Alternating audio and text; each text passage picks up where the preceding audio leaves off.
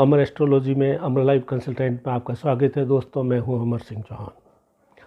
आज हम चर्चा कर रहे हैं एक सूर्य और शुक्र की युक्ति की, दोनों की conjunction of the sun and Venus.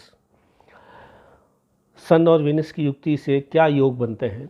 अगर दोनों को अलग अलग देखें तो सूर्य जो है आत्मा है, तेज है, उत्साह है, उमंग है, गरिमा है, वरिष्ठता है।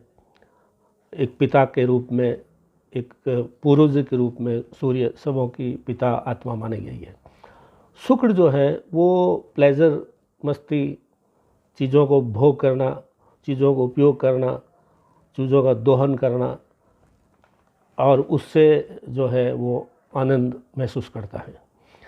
जब दोनों सूर्य और शुक्र युक्ति में आते हैं, अगर दोनों बहुत ज़्यादा नज़दीक में आ जाते हैं तो काम भावना तेज हो जाती है और आदमी के ऊपर हो सकता है चरित्र का लांछन लग जाए। चरित्र के लांछन के लिए और भी सूत्र है, वो आगे हम बताएंगे, लेकिन वो ये इसी रूप में ही थोड़ा सा देखा जाता है। ऊर्जा ज़्यादा होती है, इधर जो है प्लेजर की इच्छा होती है तो आदमी कुछ भी कर गुजरता है। पुराने शास्त्रों में किसी ने, विद्वान ने ये कहा है कि जब काम की आंधी चलती है तब ज्ञान का दीपक बुझ जाता है। काम भावना तेज होती है तो आदमी का ज्ञान जो है उड़ जाता है, बुझ जाता है।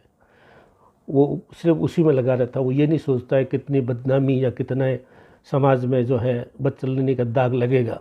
वो सिर्फ उसी में लगा रहता है।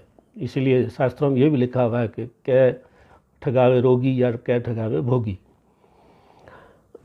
तो इसमें जो है ऐसा व्यक्ति स्त्री को भोग समझता है, उपभोग की वस्तु समझता है, वो आदर नहीं करता है, उसको उपभोग करता है। इस कारण सामाजिक बदनामी होती है। पुराने आप देखा होगा कि हमारे यहाँ पे अपने आप को महात्मा, ऋषि और बड़े बड़े संत कहने वाले आज जेलों में बैठे हैं। क्यों बैठे हैं हम सब जानते हैं। तो कितना भी बड़ा संत हो, कितना बड़ा ऋषि हो, अगर काम भावना अगर कंट्रोल में नहीं है तो वो अंततः बदनामी लेकर के ही अपना जीवन जीता है या जेल की यात्रा भोगता है। अब हम इसमें थोड़ी और चर्चा करेंगे दोस्तों। अगर पति के कुंडली में सूर्य और शुक्र की युक्ति अगर होती है तो वो ज़्यादा काम भावना और ज़्यादा उस तरफ जो है भोग में रहता है, तो पत्नी जो है डिप्रेशन में आ जाती है और उसकी सेहत खराब हो जाती है, बड़बड़ाती रहती है। तो इसका ये सूचक है कि पति के अंदर जो है सूर्य और शुक्र की युक्ति बहुत ज़्यादा प्रचंड है। अगर स्त्री की कुंडली में सूर्य और शुक्र की युक्ति हो तो पति की आमदनी नष्ट हो जाती है, ऐसा संकेत मिलते हैं। और पत्नी का गर्भ भी नुकसानदायक हो जाता है। और पति अगर बहुत ज़्यादा भोग करता है तो उसका शुक्राणु स्पर्म खराब हो जाता है, कम हो जाता है। शास्त्रों में कहा हुआ है कि जिन लोगों की कुंडली में सूर्य और शुक्र एक साथ हो तो उनको 22 से 25 साल की उम्र के बीच में विवाह नहीं करना चाहिए, बाद में करना चाहिए, तो वो बच जाते हैं। वरना अगर 22 से 25 के भी विवाह करते हैं और जिनकी कुंडली में सूर्य और शुक्र साथ में है तो निश्चित तौर से बदनामी होगी। और बदनामी इतनी हो सकती है कि विवाह जो है वो टूट जाता है या तलाक की नौबत भी आ जाती है। अगर कुंडली में सूर्य मजबूत हो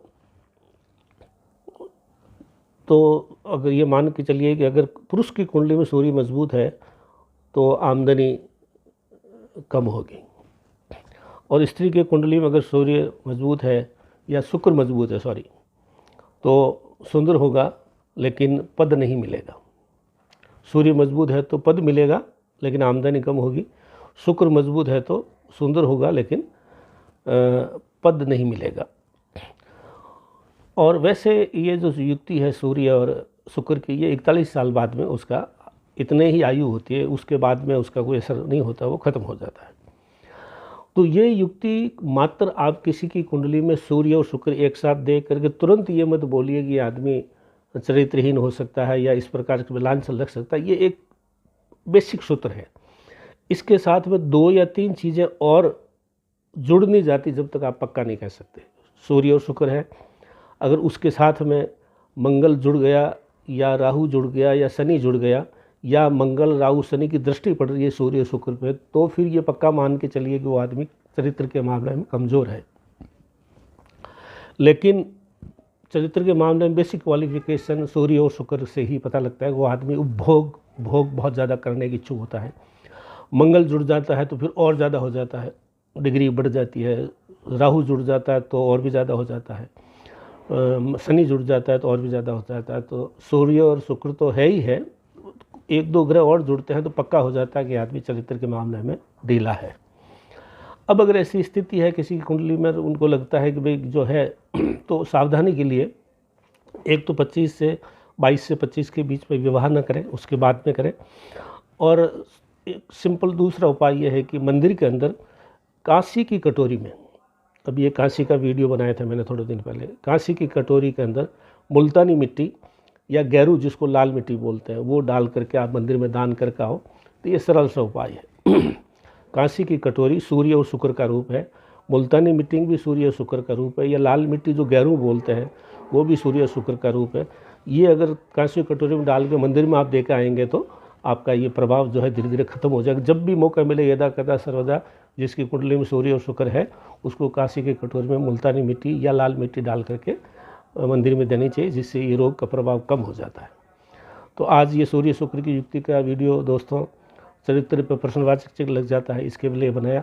आज इतना ही। अमर एस्ट्रोलॉजी अमर लाइफ कंसल्टेंट को लाइक कीजिए, सब्सक्राइब कीजिए। धन्यवाद।